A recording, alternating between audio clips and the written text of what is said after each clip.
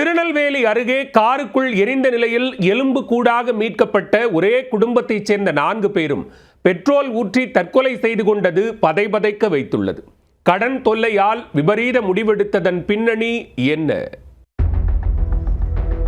சென்னையில் ஆசை ஆசையாக கட்டிய வீட்டை விற்று பரிசல் செய்தும் கடன் நெருக்கடி கழுத்தை நெரித்திருக்கிறது.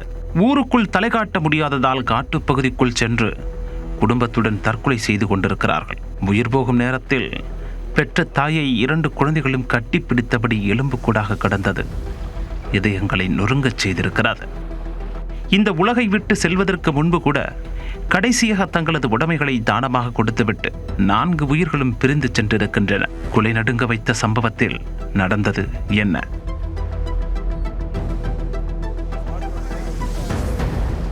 திருநெல்வேலி மாவட்டம் திசையன்விளை காவல் நிலைய எல்லைக்குட்பட்ட பெட்டைகுளம் பகுதியில் கார் ஒன்று முழுவதுமாக எரிந்த நிலையில் நின்று கொண்டிருப்பதை பார்த்த பொதுமக்கள் அதிர்ந்து போனார்கள்.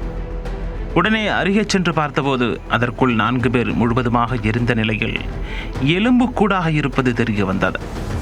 தகவலின் பேரில் சம்பவ இடத்துக்கு விரைந்து வந்த போலீசாரும் தீயணைப்பு துறையினரும் ஆய்வு மேற்கொண்டனர். காரின் உள்ளே எலும்பு கூடாக கிடந்த 4 உடல்களும் மீட்கப்பட்டு உடனடியாக மருத்துவமனைக்கு பிரேத பரிசோதனைக்காக அனுப்பி வைக்கப்பட்டன. இது தொடர்பான முதற்கட்ட விசாரணையில் உயிரிழந்தவர்கள் சென்னை நந்தம்பாக்கம் பெரியார் நகர் பகுதியைச் சேர்ந்த முகமது ரஃபி, அவருடைய மனைவி சையது நஸ்ரின் ஃபாத்திமா மற்றும் அவர்களின் செல்ல குழந்தைகள் முகமது காஜா, அஃப்ரின் ஃபாத்திமா ஆகியோர் என்பது தெரிய வந்தது.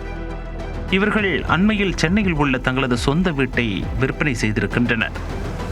பின்னர் காரிலேயே திருநெல்வேலி சென்றவர்கள் திங்கட்கிழமை ஆத்தங்கரை பள்ளிவாசல் பகுதியில் உள்ள முகைதீன் ஆண்டவர் தர்காவிற்கு சென்று நோன்பு வைத்துவிட்டு அங்கிருந்து புறப்பட்டுள்ளனர். பின்னர் ஆள் நடமாட்டம் இல்லாத காட்டுப்பகுதிக்கு சென்று குடும்பத்துடன் இந்த விபரீத முடிவு எடுத்தது விசாரணையில் தெரிய வந்துள்ளது. இதனைத் தொடர்ந்து காரில் தொழில்நுட்ப கோளாறு, எரிபொருள் கசிவு என ஏதேனும் ஏற்பட்டிருக்கிறதா என்கிற கோணத்திலும் போலீசார் விசாரணை நடத்தினர். தடயவியல் ஆய்வு மற்றும் ஆதாரங்களின் அடிப்படையில் சம்பவத்தின் முழுமையான உண்மையை கண்டறிவதற்காக போலீசார் தீவிர ஆய்வில் ஈடுபட்டனர். இதில் தீயில் எரிந்து கருகிய கார் உள்பக்கமாக பூட்டப்பட்டிருந்தது உறுதி செய்யப்பட்டது. பின்னர் ஏற்கனவே வாங்கி வைத்திருந்த பெட்ரோலை தன் மீதும் தன்னுடைய மனைவி மற்றும் குழந்தைகள் மீதும் முகமது ரஃபி ஊற்றிக்கொண்டு தீ வைத்ததாக கூறப்படுகிறது. இதில் முன் இருக்கையில் அமர்ந்திருந்த முகமது ரஃபி உடல் முழுவதும் எரிந்து சாம்பலாகி இருக்கிறார். பின் இருக்கையில் இருந்த 2 குழந்தைகளும் தங்களுடைய தாயார் நஸ்ரின் ஃபாத்திமாவை கட்டி இணைத்தபடி எலும்புக்கூடாக இருந்த காட்சி பார்ப்போரின் இதயங்களை நொறுங்கச் செய்திருக்கிறது. இது தொடர்பாக மேலும் மேற்கொண்ட விசாரணையில் சென்னையில் உள்ள வீட்டை விற்று கடனை செலுத்திய போதும் முழுமையாக கடனை அடைக்க முடியாமல் முகமது ரஃபி கடும் மன உளைச்சலில் இருந்தது தெரிய வந்தது. கடன் கொடுத்தவர்கள் தொடர்ச்சியாக நெருக்கடி கொடுத்து வந்ததால் தன்னுடைய குடும்பத்துடன் தற்கொலை செய்து கொண்டதாக கூறப்படுகிறது. இருந்தபோதும் வேறு ஏதேனும் தனிப்பட்ட காரணமும் உள்ளதா என்கிற கோணத்திலும் போலீசார் தொடர்ச்சியாக விசாரணை நடத்தி வருகின்றனர்.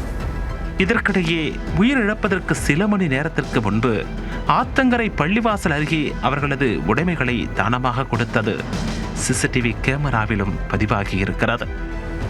தற்கொலை செய்த 4 பேரையும் முகமது ரஃபியின் சொந்த ஊரான தூத்துக்குடி மாவட்டம் ஆழ்வார் திருநகரி அருகே உள்ள உறவினர்கள் அடையாளம் கண்டு உறுதி செய்திருக்கின்றனர். திருநெல்வேலி அருகே காருக்குள் எரிந்த நிலையில் எலும்புக்கூடாக மீட்கப்பட்ட ஒரே குடும்பத்தைச் சேர்ந்த 4 பேரும் கடன் தொல்லையால் விபரீத முடிவெடுத்த சம்பவம் பதைபதைக்க வைத்திருக்கிறது.